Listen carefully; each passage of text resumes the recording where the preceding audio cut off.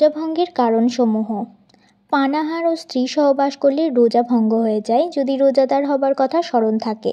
Hookah, cigarette, চুরুট ইত্যাদি পান করলেও রোজা ভেঙে যায় যদিও নিজের ধারণায় কণ্ঠনালী পর্যন্ত ধোঁয়া পৌঁছায়নি। পান কিংবা নিছক তামাক খেলেও রোজা ভেঙে যায় যদিও আপনি সেটার পিক বারংবার ফেলে দিয়ে থাকেন, কারণ কণ্ঠনালীতে সেগুলোর হালকা অংশ অবশ্যই পৌঁছে থাকে। চিনি ইত্যাদি এমন জিনিস যা মুখে রাখলে গলে যায়, মুখে রাখলো আর থুতু গিলে ফেললো, এমতাবস্থায় রোজা ভেঙে গেল। দাঁতগুলোর মধ্যভাগে কোনো জিনিস ছোলা বুটের সমান কিংবা তদপেক্ষা বেশি ছিল তা খেয়ে ফেললো, কিংবা কম ছিল কিন্তু মুখ থেকে বের করে পুনরায় খেয়ে ফেললো, এমতাবস্থায় রোজা ভেঙে যাবে। দাঁত থেকে রক্ত বের হয়ে তা কণ্ঠনালীর নিচে নেমে গেল আর রক্ত থুতু অপেক্ষা বেশি কিংবা সমান অথবা কম ছিল কিন্তু সেটার স্বাদ কণ্ঠে অনুভূত হলো, এমতাবস্থায় রোজা ভেঙে যাবে। এবং যদি কম ছিল আর স্বাদও কণ্ঠে অনুভূত হয়নি তাহলে এমতাবস্থায় রোজা ভাঙবে না। রোজার কথা স্মরণ থাকা সত্ত্বেও ঢুস নিল কিংবা নাকের ছিদ্র দিয়ে ঔষধ প্রবেশ করালো তাহলে রোজা ভেঙে যাবে।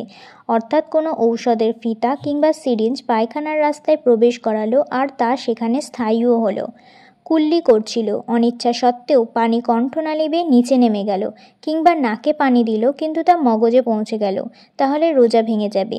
কিন্তু যদি রোজাদার হবার কথা ভুলে গিয়ে থাকে তবে রোজা ভাঙবে না যদিও তা ইচ্ছাকৃত হয়। অনুরূপভাবে রোজাদারের দিকে কেউ কোনো কিছু নিক্ষেপ করলো আর তা তার কণ্ঠে পৌঁছে গেল তাহলে রোজা ভেঙে যাবে। ঘুমন্ত অবস্থায় পানি পান করলে কিছু খেয়ে ফেললো অথবা মুখ খোলা ছিল, পানির ফোঁটা কিংবা বৃষ্টি অথবা শিলাবৃষ্টি কণ্ঠে চলে গেল তাহলে রোজা ভেঙে যাবে। অন্য কারো থুতু গিলে ফেললো কিংবা নিজেরই থু হাতে নেওয়ার পর গিলে ফেললো তাহলে রোজা ভেঙে যাবে। যতক্ষণ পর্যন্ত থুতু কিংবা কফ মুখের ভিতর মজুদ থাকে তা গিলে ফেললে রোজা ভঙ্গ হয় না। বারংবার থুতু ফেলতে থাকা জরুরি নয়। মুখে রঙিন সুতা ইত্যাদি রাখার ফলে থুতু রঙিন হয়ে গেল, তারপর ওই রঙিন থুতু গিলে ফেললে রোজা ভেঙে যায়। চোখের পানি মুখের ভিতর চলে গেল আর সেটা গিলে ফেললেন, যদি 1-2 ফোঁটা হয় তবে রোজা ভাঙবে না। আর যদি বেশি হয় যার ফলে সেটার লবণাক্ততা মুখে অনুভূত হয় তাহলে রোজা ভেঙে যাবে। খামেরও একই বিধান। মলদ্বার বের হয়ে গেল, এমতাবস্থায় বিধান হচ্ছে তখন খুব ভালো করে কোনো কাপড় ইত্যাদি দিয়ে তা মুছে ফেলার পর দাঁড়াবে যাতে সিক্ততা বাকি না থাকে। আর যদি কিছু পানি অবশিষ্ট ছিল আর দাঁড়িয়ে গেল যার কারণে পানি ভিতরে চলে গেল তখন রোজা ভেঙে যাবে।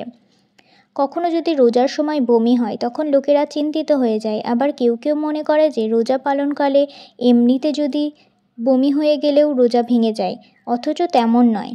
হজরত মুহাম্মদ সাল্লাল্লাহু আলাইহি ওয়াসাল্লামের মহান বাণী, যারা মাহে রমজানে আপনা আপনি বমি এসে যায় তার রোজা ভাঙে না, আর যে ব্যক্তি জেনে বুঝে বমি করে তার রোজা ভেঙে যায়। অন্যত্র ইরশাদ করেছেন, যার আপনা আপনি বমি এসেছে তার উপর কাজা নেই, আর যে জেনে বুঝে বমি করেছে সে কাজা করবে। মহান আল্লাহ পাক রব্বুল আলামিন আসন্ন মাহে রমজানে আমাদের বেশি বেশি নেক আমল করা তৌফিক দান করুন, আমিন।